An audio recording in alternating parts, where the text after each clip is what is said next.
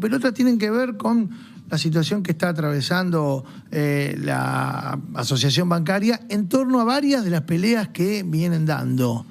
Una de ellas está relacionada con qué está pasando y qué puede pasar con el Banco Nación, donde hubo toda una suerte de amenaza de privatización. ¿Qué puede pasar y qué está pasando? ¿En qué quedó la causa del oro? Algo que él tuvo mucho que ver con la primera denuncia al respecto. Y bueno, pero arrancamos con la política porque estamos todos muy expectantes. Hay una campaña en curso y Sergio Palazzo forma parte de Fuerza Patria, no solamente como actualmente lo es, diputado nacional, sino porque además integra como candidato la lista en la provincia de Buenos Aires. ¿Cómo estás, Sergio? Buen día. ¿Cómo andamos, Mauro? ¿Qué tal? Un gusto, un saludo a toda la audiencia. Gracias por atendernos. Bueno, no, por favor. Primero me interesa pedirte una mirada respecto de lo ocurrido ayer. Esto que de algún modo se transformó de esta expectativa que el gobierno le había puesto a la reunión con Trump a una suerte de desazón respecto de lo que pasó, porque en definitiva sonó bastante a papelón, a desaire, a vas a tener que ganar para que te ayude. No sé cómo lo vieron, cómo lo viste, cómo lo analizaron ustedes. Bueno, lo primero fue patético ver al presidente de la Nación en una actitud servil ante el presidente norteamericano. En segundo lugar, está claro que cuando te dicen si ganás te apoyamos, es que no te están, si ganás la elección te apoyamos, es porque saben que pierde la elección y no lo van a apoyar, no lo están apoyando. Es decir, vos apoyás a alguien o para que gane, o porque le tenés confianza, o porque decís, el rumbo la verdad que no se va a modificar, así que lo ayudamos. Dejó con mucha claridad en su comentario el presidente de Estados Unidos que no tienen confianza en el presidente ni en su modelo actual y que saben que va a perder la elección. Así que creo que la expectativa alta que generó se la derrumbaron los mercados a los 30 segundos después de la declaración de Trump. Es tan frágil la situación financiera y tan mala la situación económica que los mercados se lo hicieron sentir a los 30 segundos. Subió el riesgo país, cayeron los bonos, cayeron las acciones de las empresas argentinas que venían repuntando. Esta es la primera lectura. No hay confianza del gobierno estadounidense ni en el plan económico ni en el presidente Milei y suponen que van a perder las elecciones y le quitaron el apoyo. Esta es la primera conclusión sobre eso.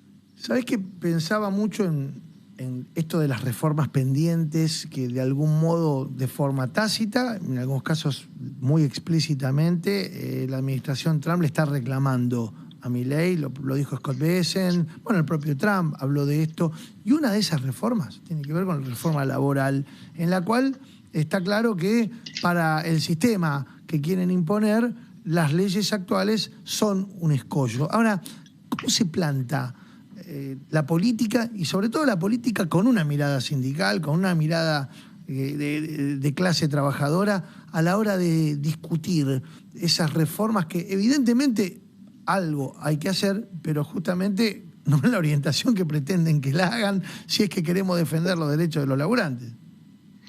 Bueno, mira, el presidente pone en el centro o en la centralidad de su campaña electoral y en la centralidad de sus próximos 2 años, 2 temas, lo ha dicho él.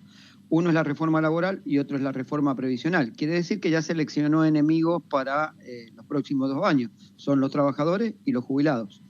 Cuando uno observa que las reformas, yo me resisto a utilizar la palabra reforma en boca de ellos. ¿Por qué? Porque las reformas por naturaleza idiomática son progresivas e inclusivas.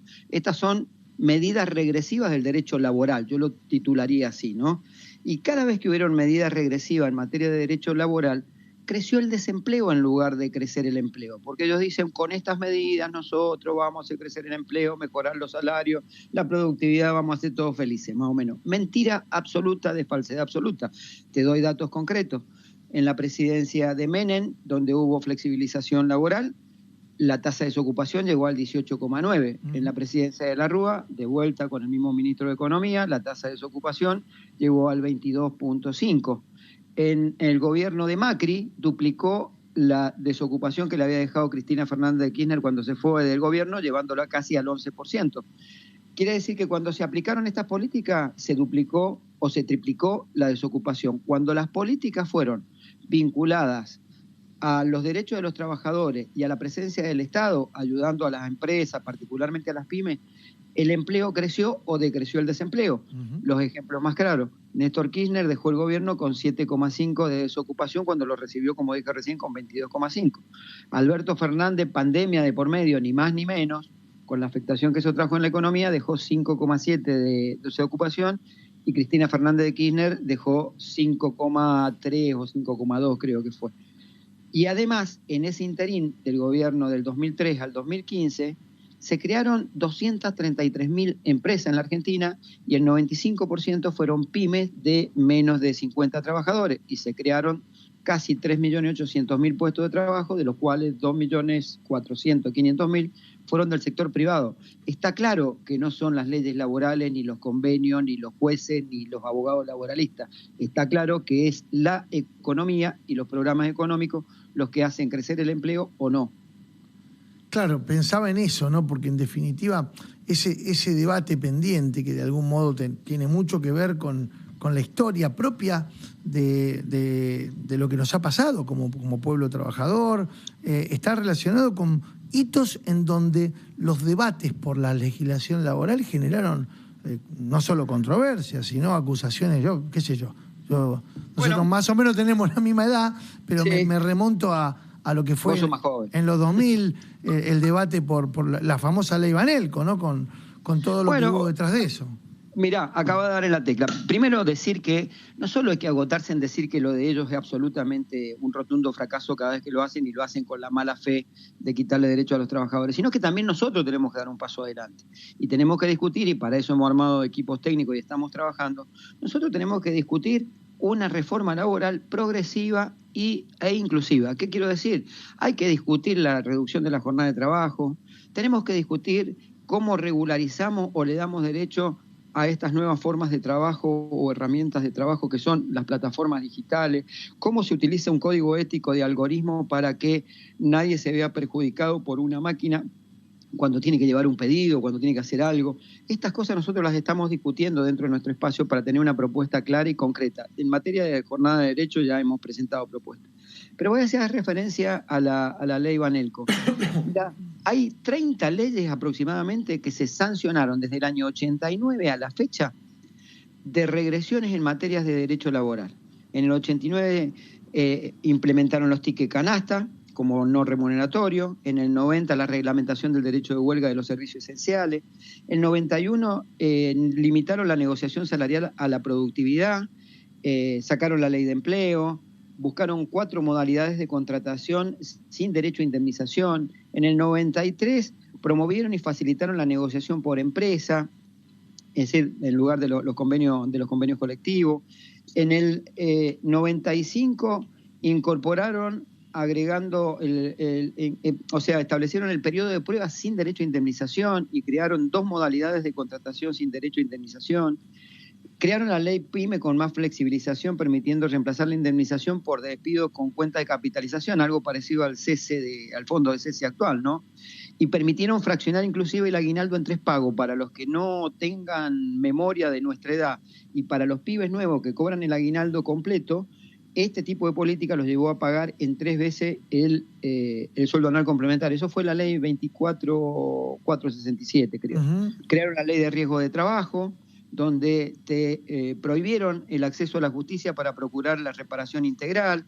En el 98 redujeron la indemnización mínima por despido, modificaron el cálculo indemnizatorio, derogaron la integración del mes de despido hasta fin de mes cuando vos te vas antes, ampliaron a 6 meses el periodo de prueba. En el 2000 vino lo que vos decís, la ley Banelco, que redujo las contribuciones patronales, derogaron la ultraactividad, dispusieron la aplicación de convenios de ámbito menor por sobre los de ámbito mayor, quitando derechos y el principio de su irrenunciabilidad. Y te puedo seguir enumerando, bueno, lo que del gobierno de Milei, ya sabemos todo lo que pasó con la ley base. Todo esto en esos gobiernos sirvió para llegar a esas tasas de desocupación que te di. Y sin embargo, sí, en los gobiernos de Néstor, de Cristina y de Alberto, se implementaron una serie de leyes que nunca incrementaron el desempleo, por el contrario, lo bajaron al nivel de desempleo. Así que creo que esta discusión hay que darla, y creo que teníamos sobrados elementos. Nosotros, por lo menos yo me estoy preparando mucho y estudiando mucho para dar este debate, me interesa darlo para esclarecer a la sociedad y particularmente a los trabajadores que a veces se confunden y a veces esa situación, mira, el trabajo es un ordenador social y cuando falta el trabajo se precariza, se desestructura la clase obrera y terminan discutiendo casi como enemigo entre los trabajadores que tienen convenio y los que no tienen convenio, cuando en realidad lo que tenemos que hacer es tirar la mano para abajo para subir a los que están abajo, no para tirarle la mano a los que están arriba para bajarlo. Hay que darle derecho a todos. Te llevo al otro tema que quería consultarte porque había una suerte de paraguas judicial, de blindaje judicial para evitar que la privatización del Banco Nación, que es una de las banderas con las que el gobierno arrancó su gestión, se pueda llevar a cabo. Tengo entendido que ese blindaje se extendió, pero ¿cómo se preparan? ¿Qué ven ustedes respecto de lo que se está armando en torno a la privatización de Nación? Bueno, en principio ellos siempre tuvieron la voracidad de querer vender el banco, privatizarlo, simplemente para hacer un negociado. Esto es así. Ustedes recuerden que el representante del fondo más importante del mundo, que es BlackRock, en una conferencia o teleconferencia con el presidente de la Nación, le dijo: estamos dispuestos a comprar todo lo que ustedes quieran vender, particularmente en el área de finanzas. Esto lo dijo en el tratamiento de la ley base. Está claro que ellos siempre han aspirado a eso. Un banco que vale 25.000 millones de dólares es su valuación. Imagínate lo que le significaría a este gobierno poder venderlo. Esa idea ideológicamente y desde el punto de vista de los fondos que quiere o pretende tener el gobierno para su gobierno está siempre latente. Nosotros logramos, por un gran trabajo legislativo, en el cual agradezco no solo al bloque que soy parte, que es Fuerza Patria, que lo impulsó, sino también a otros bloques que nos acompañaron, que fuera, creo que la única o una de las pocas empresas del Estado que fue excluida de la ley base para su privatización parcial o total. La ley base sí permitió después transformar a los organismos y entes del Estado en sociedades anónimas. Esto es lo que ha pretendido como paso previo para seguir impulsando la privatización, y esto es lo que la justicia le ha dicho que está incorrecto, porque la voluntad del legislador fue siempre preservarlo en la órbita del Estado y bajo la forma jurídica que tiene, y se lo ha rechazado y ha hecho lugar a las cautelares nuestras.